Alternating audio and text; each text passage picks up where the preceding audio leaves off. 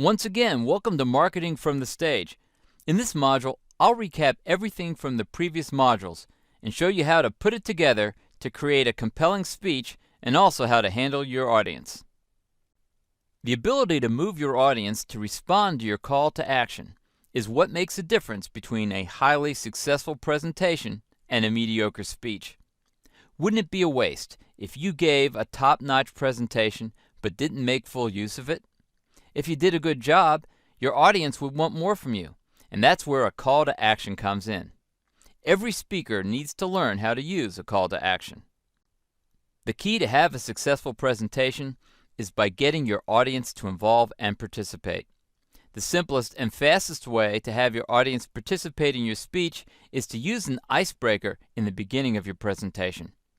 Because one of your roles as a speaker is to be a quasi-facilitator as well.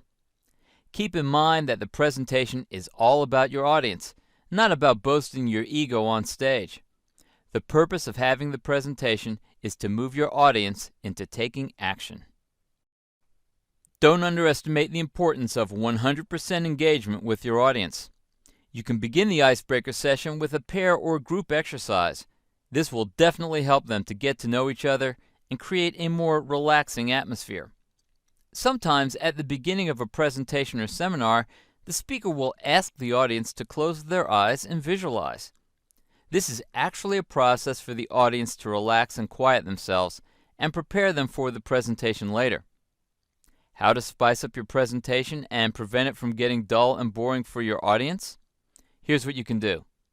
Give them quizzes, challenges, or questions to have them recall the content from your speech earlier. This will keep them awake and they'll be more alert. Here are more tips on how to deliver a high-impact speech. There's always room for improvement. As I mentioned earlier, keep it as short as possible. It should not exceed 45 minutes. To keep your speech as short as possible, remember the KISS principle as well. Keep it simple, silly. The simpler the speech is, the more effective the speech is. Nothing else is more important than this. Stick to the main focus of the presentation. To be able to deliver a presentation with a clear goal, you need to always focus on the main objective. When you're stuck in the middle of your presentation, you can always revise your presentation once again from the beginning, which is a good way to keep you on the right track. Like I mentioned earlier, stories are an important element. Make full use of them in your presentation, especially when it's your own testimony that can support your speech. Last but not least, get your audience to participate. In order to make a successful presentation, it's crucial to have a question and answer session. This is the time for you to interact with your audience by answering their questions. How the speaker interacts with the audience is important to gauge whether the audience will take action after your presentation or not. Don't worry about it.